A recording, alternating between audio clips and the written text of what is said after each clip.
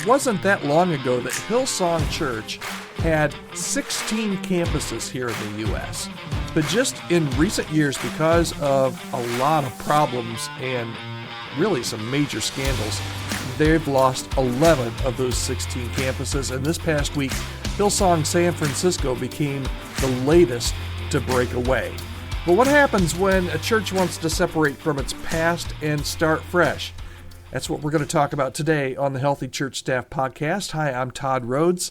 I'm one of the co-founders over at chemistrystaffingcom, and thanks so much for joining us today. So how do you rebuild trust as a church when your reputation has been damaged? We're going to dig into that. We're going to use this recent news story.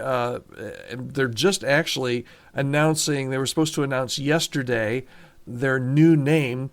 They announced that they're breaking away, but they didn't announce their new name yet. We're going to use Hillsong San Francisco's Breakaway, a case study today, and we're going to uncover hopefully 5 lessons for any church that's facing crisis. Now, if your church has gone through a tough season, stay with me because this content is for you right now. If your church has not gone through any major conflict, this is going to be just a really good thing to put in your back pocket.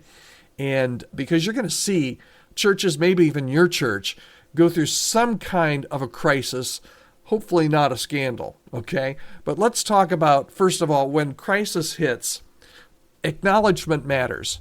As I look back at all of Hillsong's troubles, they did not start overnight. The church faced a bunch of different things, right? Leadership failures, there was financial mismanagement. Of course, Hillsong was huge and it was global, right? It still is big and it still is global. But on top of all of that, there were some high-profile moral scandals. You had Carl Lenz's dismissal from Hillsong New York City back in 2020, not too long after that.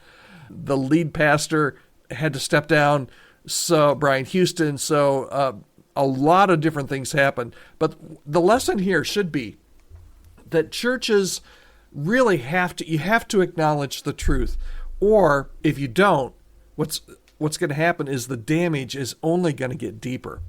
And Hillsong San Francisco had a choice ultimately.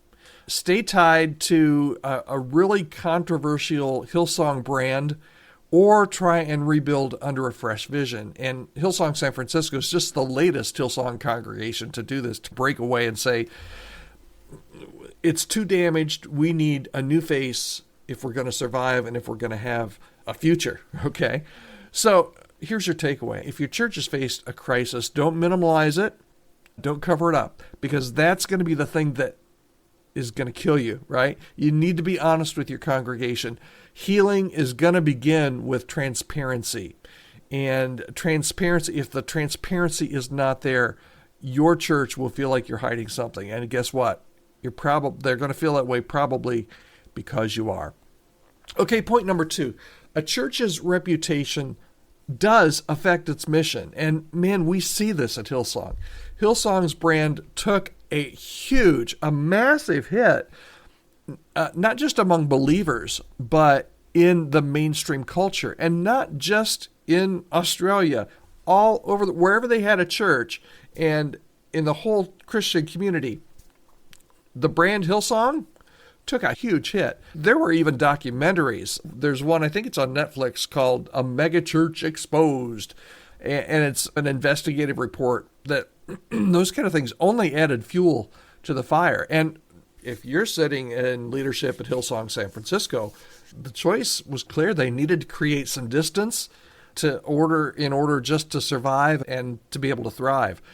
The bottom line reality was their mission could not move forward under the weight of the past because it was just almost insurmountable. So the takeaway here is, if your church has a reputation problem, and chances are almost 100% chance that your church is not Hillsong. So you don't have this huge behemoth of a structure. You may be in small town America, but your church has gone through a scandal or a moral failure or something. And sometimes that can even be worse in a small town.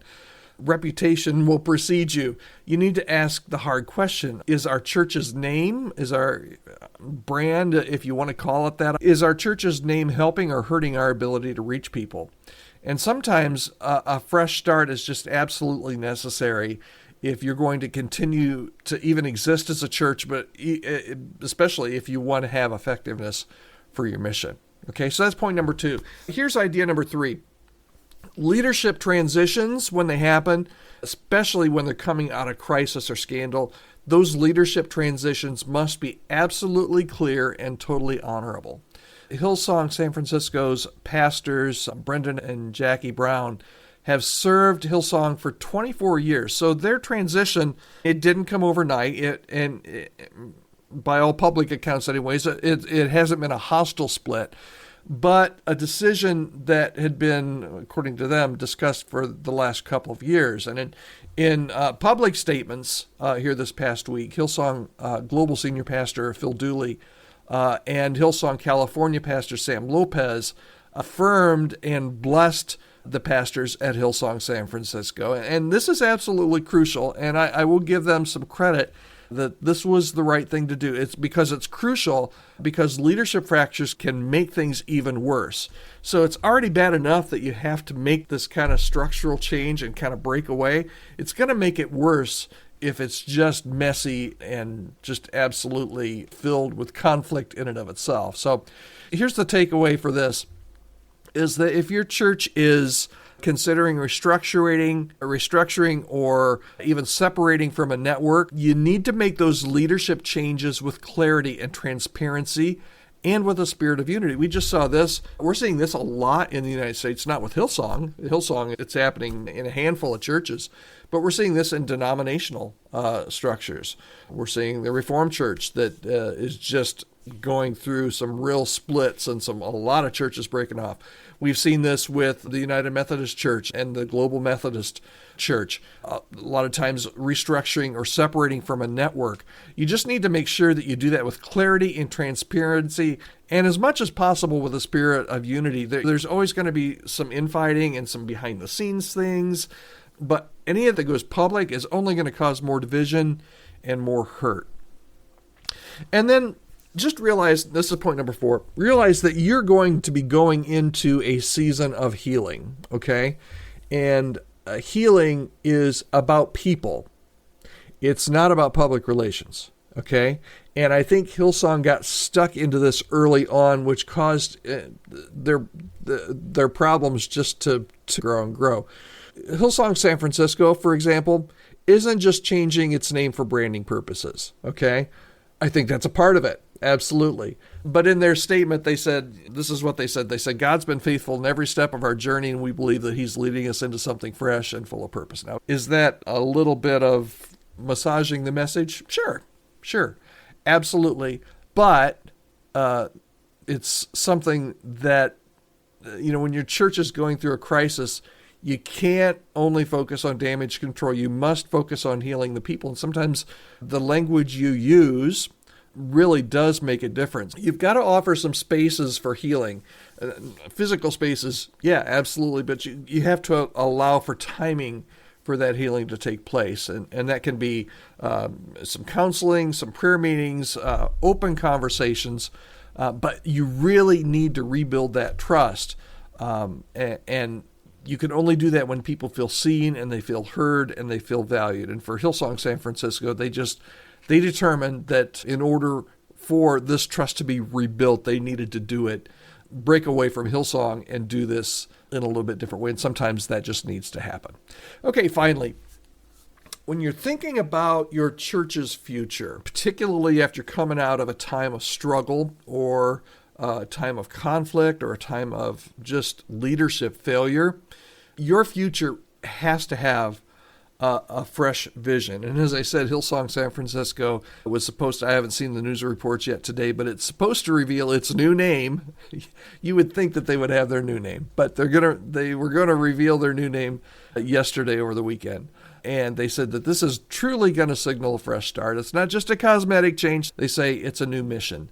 And that well may be, but it also is a name change and a way to set them apart from what they're leaving. So churches that move forward after a crisis, the name change is going to help. The separation is going to help. But now the real work begins, and they have to clarify their new vision. If people don't know what they're rebuilding toward, they won't stick around. And the people that are still at that church are people that have stuck around. They've had opportunities to leave, and they haven't left yet. So this is going to be another turning point in the life of that local church as to what they're rebuilding toward. So here's your takeaway. If your church has faced a tough season, you can't just move on. You do need to take some time and redefine your vision and invite your church community to be a part of that renewal process, and people will follow that clarity and that conviction. I'm interested in what you think about all of this. Maybe you think, Todd, I don't agree with anything you said. Maybe, Todd, I agree with everything you said. I'd love to hear what you think, particularly about how a church like Hillsong San Francisco should handle crisis. And let's talk specifically about Hillsong San Francisco. What do you think about that decision to separate? Drop a comment. I'd love to hear your thoughts. And if your church is in a transition or going through some conflict or facing any kind of leadership challenges, man, I'd love to help. You can reach out to me anytime. Just send me an email at podcast@chemistrystaffingcom. I would love to hear from you.